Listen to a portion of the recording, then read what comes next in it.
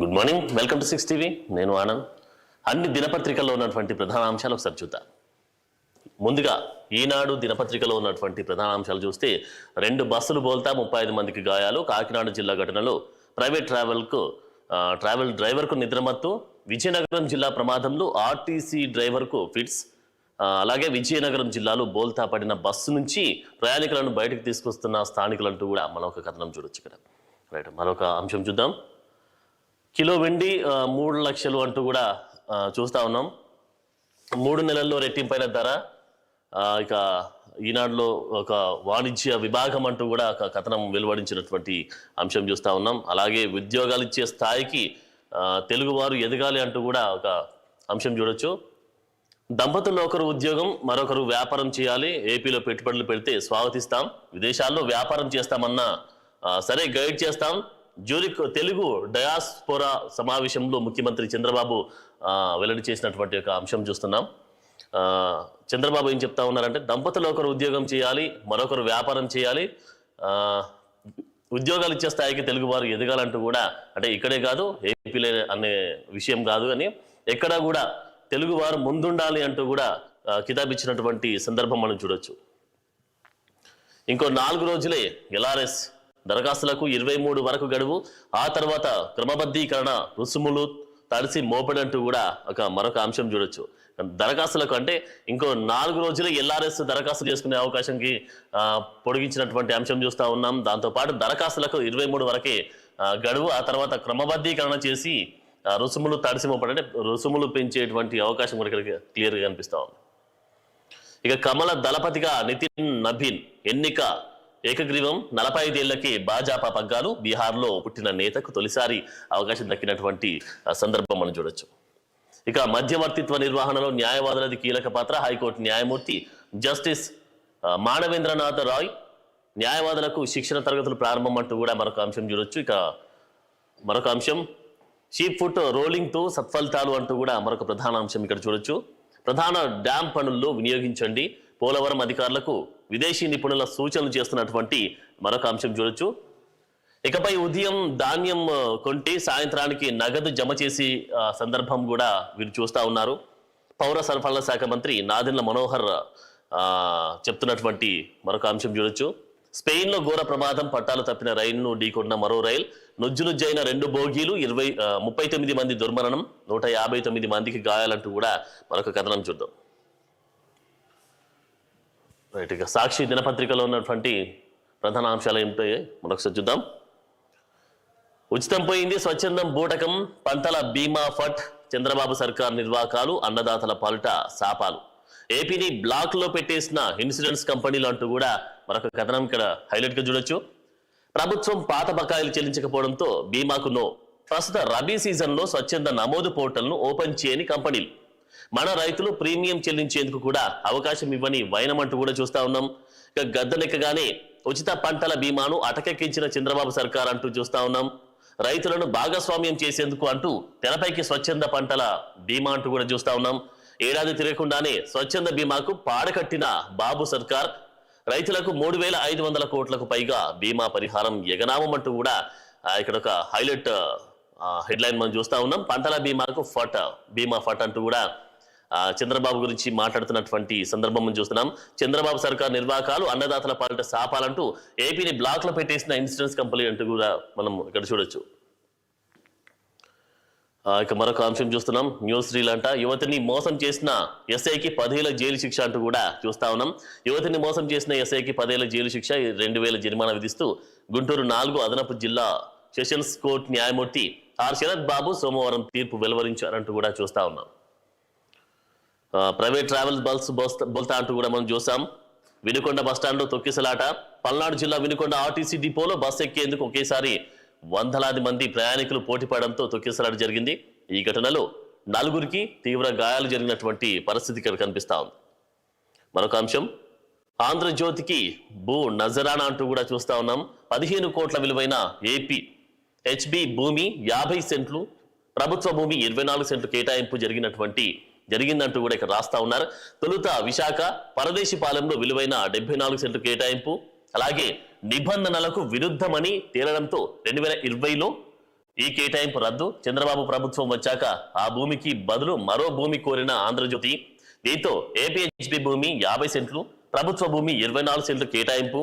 అలాగే ఏపీహెచ్బికి భూ మార్పిడి కింద మరో చోట 64 సెంట్లు కేటాయించినటువంటి అంశం మనకు చూడొచ్చు. ఇక మద్యం అక్రమ కేసులో మోహిత్ కు భారీ ఊరట.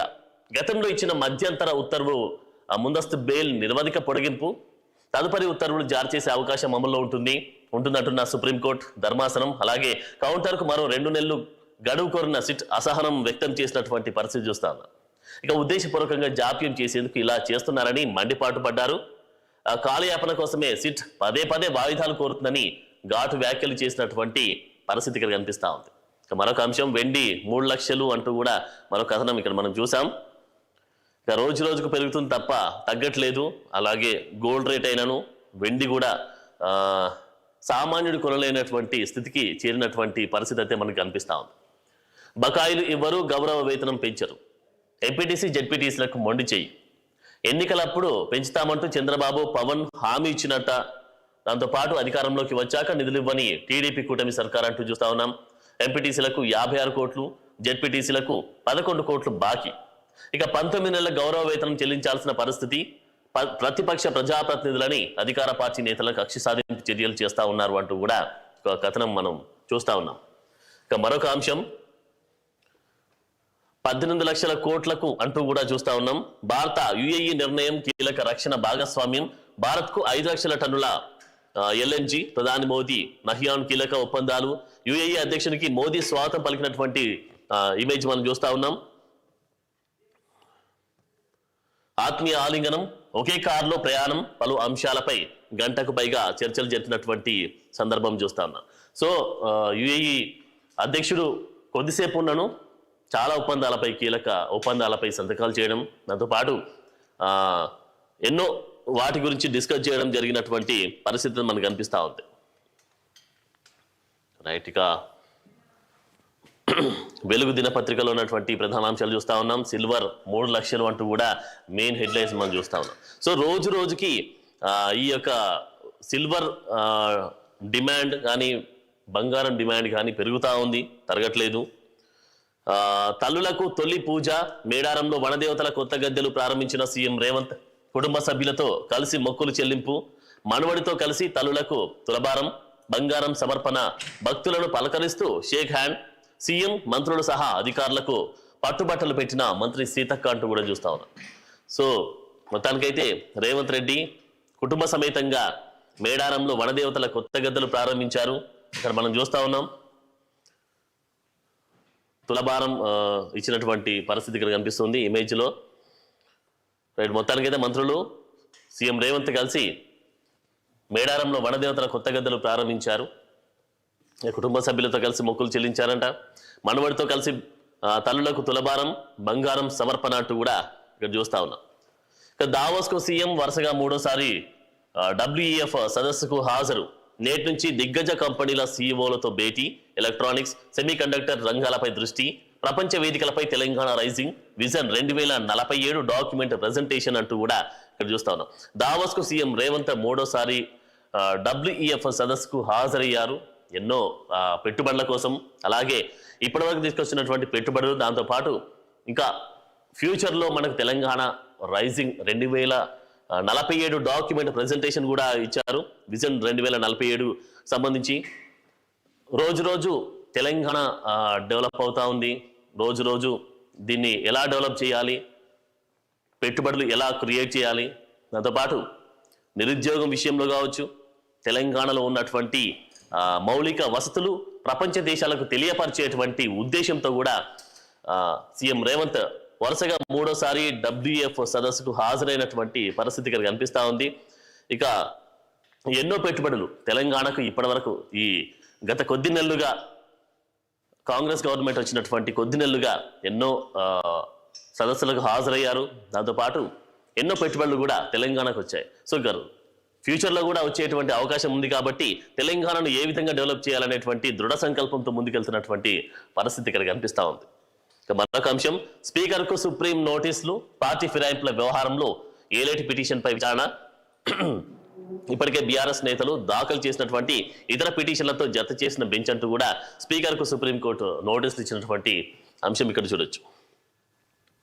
ట్రంప్ వర్సెస్ EU, గ్రీన్లాండ్ పై ముదురుతున్న లొల్లి, అమెరికాపై ట్రేడ్ బజూకా ప్రయోగించే ప్రయోజనాల్లో యోచనలో యూరోపియన్ యూనియన్ ఉన్నది అంటూ కూడా ఇక్కడ చూస్తా ఉన్నాం. 8 సభ్య దేశాలపై ట్రంప్ టారిఫ్లను తప్పుబట్టిన కూటమి, అమెరికా టారిఫ్లకు కౌంటర్ చర్యలు తప్పవని వెల్లడి, ట్రంప్ కు ఫ్రాన్స్ అధ్యక్షుడి వార్నింగ్ అంటూ కూడా చూస్తా ఉన్నాం. ఇప్పుడు డీటెయిల్స్ గా మనం చూస్తే గ్రీన్లాండ్ ద్వీపాన్ని అమెరికాలో కలిపేసుకోవాలన్న ట్రంప్ పంతం కొత్త మలుపు తీసుకుంది. ఈ విషయంలో అమెరికాను వ్యతిరేకించే దేశాలపై టారిఫ్లు విధిస్తానని హెచ్చరించారు ట్రంప్. సో మొత్తానికైతే ట్రంప్ హెచ్చరిక వల్ల ఆపోజిట్ గా చాలా దేశాలు, చాలా కంట్రీస్ ఆపోజిట్ గా వస్తా ఉన్నాయి, తప్పుపడతా ఉన్నాయి.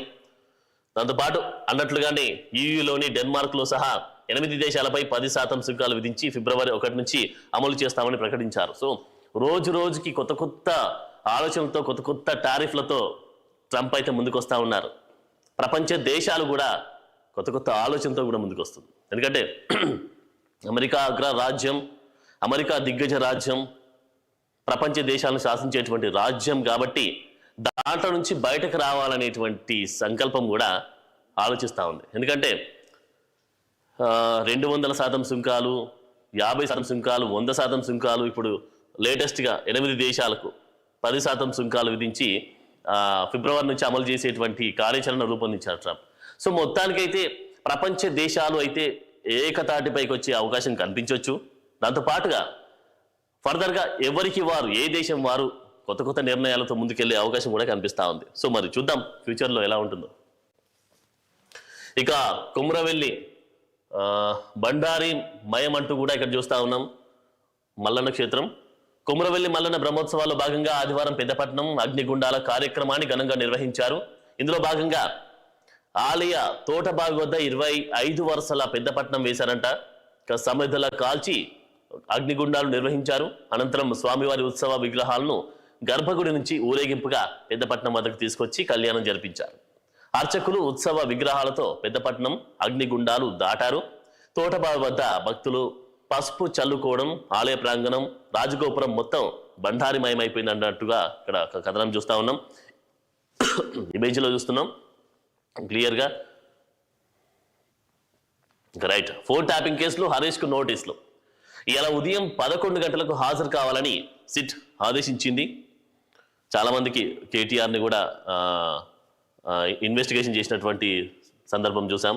కొంతమంది ఫోన్ ట్యాపింగ్ చేశారంటూ కూడా అప్పుడు గవర్నమెంట్లో ఉన్నటువంటి కొంతమందికి, అలాగే అందులో ఉన్నటువంటి అధికారులకు నోటీసులు ఇచ్చారు.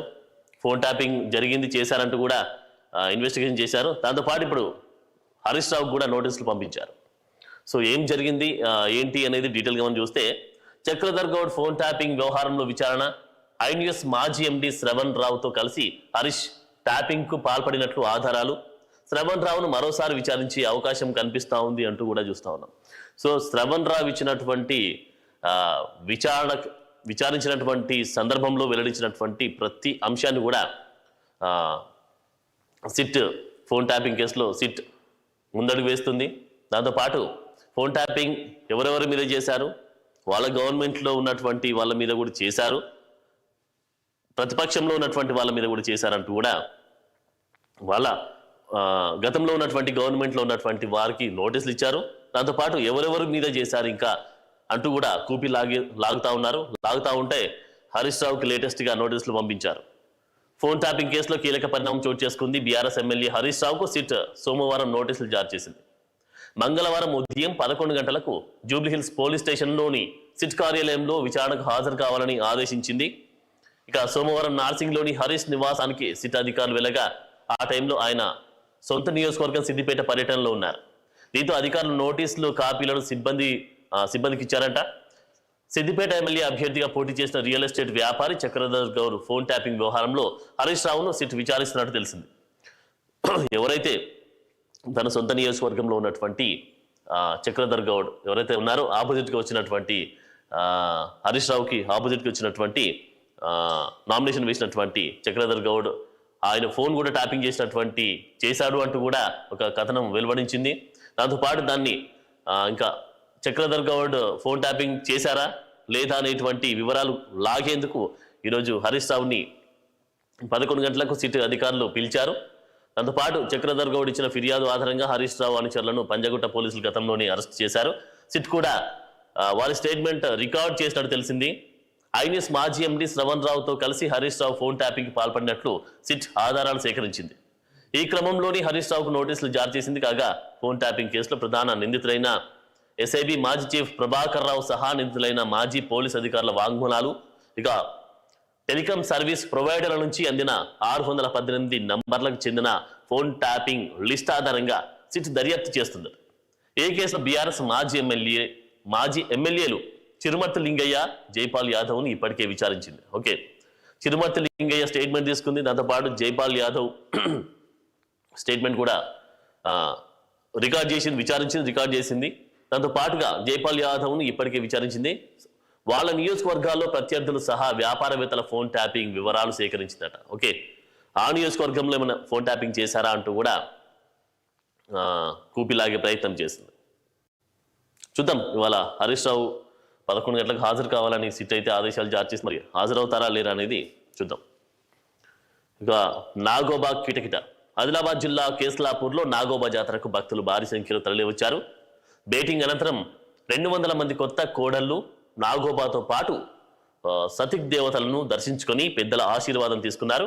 బిందెలతో నీళ్లు తెచ్చి గోవాడ్ను శుద్ధి చేశారట. ఇక్కడ మనం చూస్తున్నాం భక్తి శ్రద్ధలతో నాగోబా కిటకిటలాడింది అన్నట్టుగా చూస్తున్నాం. ఇక స్పెయిన్లో రైన్ ప్రమాదం, 39 మంది మృతి. బీజేపీ చీఫ్గా నితిన్ నబిన్ ఏకగ్రీవంగా ఎన్నిక, నేడు బాధ్యతల స్వీకరణ. అతి చిన్న వయస్కుడైన అధ్యక్షుడిగా రికార్డ్. పార్టీ యువజన విభాగం నుంచి అధ్యక్షుడిగా ఎదిగిన నబిన్ అటు కూడా ఇక్కడ చూడొచ్చు. బీజేపీ చీఫ్గా నితిన్ నబిన్ను ఎన్నుకున్నటువంటి సందర్భం మనం ఇక్కడ చూడొచ్చు. బ్యాడ్మింటన్కు Saina goodbye. India legendary shuttler, Olympics బ్యాడ్మింటన్లో దేశానికి తొలి పథకం అందించిన మాజీ వరల్డ్ నెంబర్ 1 సైనా నెహ్వాల్ కెరియర్కు గుడ్ బై చెప్పింది. 2 ఏళ్లుగా ఆటకు దూరంగా ఉంటున్న ఈ హైదరాబాదీ మోకాలి సమస్య వల్లే ఆట ఆపేశానని వెల్లడించినటువంటి పరిస్థితి చూస్తున్నాం. సైనా నెహ్వాల్ ఇక బ్యాడ్మింటన్కు గుడ్ బై చెప్పినటువంటి పరిస్థితి చూస్తా ఉన్నాం. సో మంచి మంచి టాలెంటెడ్స్ మన ఇండియాలో, మన హైదరాబాద్లో, మన చుట్టుపక్కల ప్రాంతాలలో ఉన్నారు. సో ప్రతి ఒక్కరు కూడా అలాంటి వాళ్ళని ఇన్స్పైర్గా తీసుకుంటే ముందుకెళ్ళొచ్చు. ఇక పల్లెల్లో పైసల పంచాయతీ, 277 కోట్ల కోసం సెక్రటరీలు, కొత్త పాత సర్పంచుల లొల్లి. ఇటీవల పంచాయతీలకు మొదటి విడత నిధులు, బిల్లులు, జీతాలకే చాలమంటున్న సెక్రటరీలు, పాత బకాయిలు క్లియర్ చేయాలంటున్న మాజీ సర్పంచులు, అభివృద్ధి పనులకే పెడతామంటున్న కొత్త సర్పంచులు, నిధుల వినియోగంపై సర్కార్ నుంచి నో క్లారిటీ అంట. చూడొచ్చు ఇక్కడ పల్లెల్లో పైసల పంచాయతీ అంటూ చూస్తా ఉన్నాం. సో పంచాయతీలకు మొదటి విడత నిధులు, బిల్లులు, జీతాలకి చాలమంటారు. అంటే వాళ్ళు ఇచ్చినా కూడా ఆ బిల్లులు వచ్చేటువంటి బిల్లులు జీతాలకి చాలమంటూ కూడా సెక్రటరీలు మొండి పట్టుబడతా ఉన్నారు. పాత బకాయిలు క్లియర్ చేయాలంటే ఎన్నో నెలలుగా ఉన్నటువంటి పాత బకాయిలు కూడా చెల్లించాలంటూ కూడా సెక్రటరీలు అడుగుతా ఉన్నారు. అభివృద్ధి పనులకి పెడతామంటున్న కొత్త సర్పంచులు, నిధుల వినియోగంపై సర్కార్ నుంచి నో క్లారిటీ అంటూ కూడా చూడొచ్చు. మొత్తానికైతే 277 కోట్లు మంజూరు చేసిన సంగతి తెలిసిందే. తెలంగాణ గవర్నమెంట్ పంచాయతీలకు సంబంధించి కావచ్చు, సర్పంచులు రీసెంట్గా ఎన్నుకోబడినటువంటి సర్పంచులు వాళ్ళ విలేజ్లు డెవలప్ చేయడానికి, తర్వాత పంచాయతీలు డెవలప్ కావడానికి, పంచాయతీలో ఉన్నటువంటి మౌలిక వసతులు ఏమైతే కొరతగా ఉన్నాయో వాటిని డెవలప్ చేయడానికి 277 కోట్లు తెలంగాణ గవర్నమెంట్ విడుదల చేసింది. ఆ 277 కోట్లు కూడా పాత బకాయిలు, పాత వాటిని చెల్లించడానికే సరిపోతాయి. సో కొత్త వాటికి ఉపయోగించే అవకాశం లేదు, ఎందుకంటే ఆ నిధులు సరిపోవు అంటూ కూడా సెక్రటరీలు మొండి పట్టుబడతా ఉన్నారు. ఇప్పుడు ఎలక్ట్ అయినటువంటి సర్పంచులు మాత్రం వినియోగిస్తాం, లేకపోతే దీన్ని డెవలప్ చేయడానికి వాడతామంటూ కూడా చెప్తా ఉన్నారు. సో వాళ్ళ మధ్యలో సఖ్యత ఏర్పడి ఇక గవర్నమెంట్ ఏమన్నా ఆలోచన చేస్తే కొంత నిధులు విడుదల చేసే అవకాశం కూడా కనిపిస్తా ఉంది. ఉపాధి కోసం ఉద్యమిద్దాం, సిపిఐ జాతీయ ప్రధాన కార్యదర్శి డి రాజా పిలుపు అంటూ కూడా చూస్తా ఉన్నాం. పేదలకు అన్నం పెట్టే పథకానికి తూట్లు పడుస్తున్నారు. రాష్ట్రాలు 40% వ్యయం భరించాలనడం అన్యాయం. బీజేపీ ప్రజా వ్యతిరేక విధానాలపై ఐక్యంగా పోరాడాలి. కార్పొరేట్ సంస్థలకు సానుకూలంగా వ్యవహరిస్తుందంటూ కూడా ఫైర్ అయినటువంటి సందర్భం మనం చూడొచ్చు. రైట్, మొత్తానికి చూస్తున్నాం రేవంత్ రెడ్డి అయితే ప్రస్తుతం అయితే దావోస్ వెళ్తా ఉన్నారు, పర్యటన చేస్తూ ఉన్నారు. దాంతో పాటుగా మేడారంలో వనదేవతలకు కొత్త గద్దెలు ప్రారంభించారు. కొత్త కొత్త ప్రాజెక్టులు కానీ కొత్త కొత్త పనులు అయితే రేవంత్ రెడ్డి చేస్తూ ఉన్నారు. నిరుద్యోగంలో ఉన్నటువంటి నిరుద్యోగులకు, దాంతోపాటు ఉద్యోగ అవకాశాలు పెంచాలి, ఉద్యోగ అవకాశాలు ఎలా క్రియేట్ చేయాలి, దాంతోపాటు ఇటు తెలంగాణలో ఉన్నటువంటి మౌలిక వసతులను ప్రపంచ దేశాలకు తెలియపరచాలి ఒకటి. తర్వాత నిరుద్యోగంలో ఉన్నటువంటి నిరుద్యోగులకు ఉద్యోగ అవకాశాలు కల్పించాలి రెండు. మరొక అంశం ఏంటంటే దావోస్ పర్యటన వెళ్ళారు. సో నిధులు తీసుకురావడం, కొత్త కొత్త స్టార్టప్లు క్రియేట్ చేయడం, దాంతోపాటు తెలంగాణ అభివృద్ధి పదంలో ముందుకు నడిపించాలనేటువంటి దృఢ సంకల్పంతో ముందుకెళ్తా ఉన్నారు. మొత్తానికైతే దావోస్కు సీఎం అంటూ కూడా చూస్తాం. అంటే 3 సార్లు 3 times, థర్డ్ టైం ఇది. అంటే ఇంతకుముందు జరిగినటువంటి ఆ మీటింగ్లో ఏది ఈడబ్ల్యూఎఫ్ సదస్సుకు హాజరైనటువంటి ఈ సెకండ్ టైంలో చాలా తీసుకొచ్చారు, క్రియేట్ చేశారు, తెలంగాణలో ఫండింగ్ తీసుకొచ్చారు. ఇప్పుడు థర్డ్ టైం ఇంకా ఏమేమైతే ప్రాజెక్టులు తను అనుకున్నారో, తెలంగాణ గవర్నమెంట్ నిర్ణయం చేసుకుందో, దాంతోపాటు ప్రధానంగా ఉన్నటువంటి తెలంగాణలో ఏమైతే కొదువగా ఉంది, ఇంకా నిరుద్యోగంతో ఉన్నటువంటి వారికి ఎలాంటి ఉపాధి అవకాశాలు కల్పించాలి, ఇంకా ఏ కొత్త కంపెనీలు మన తెలంగాణకు రావాలి, పెట్టుబడులు తీసుకురావాలి, దాంతోపాటుగా తెలంగాణలో మొత్తంగా అయితే విజన్ 2047 డాక్యుమెంట్ విజన్కి సంబంధించి, అంటే 2047 వరకు డాక్యుమెంటేషన్ మొత్తం క్లియర్ కట్గా ప్రజెంట్ చేసే అవకాశం కనిపిస్తూ ఉంది.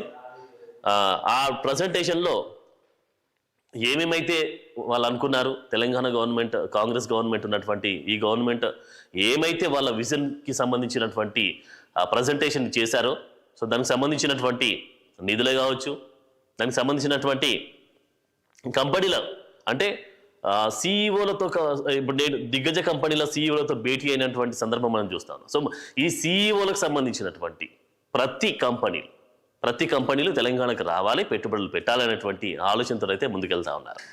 సో మరి వారి యొక్క ప్రజెంటేషన్ కానీ డాక్యుమెంటేషన్ కానీ అంత వాళ్ళ యొక్క విజన్ ఏ విధంగా ఫలిస్తుంది, తెలంగాణకు ఎన్ని పెట్టుబడులు వస్తాయి, ఎన్ని పెట్టుబడులు రావాలి అనేటువంటి వారి ఆలోచన ఉందో అవన్నీ సఫలం కావాలని మనస్ఫూర్తిగా కోరుకుందాం. ఇవి ఇప్పటివరకు ఉన్నటువంటి అన్ని ప్రధాన అంశాలు, అన్ని పేపర్లో ఉన్నటువంటి ప్రధాన అంశాలు. చూస్తూనే ఉండండి 6 TV.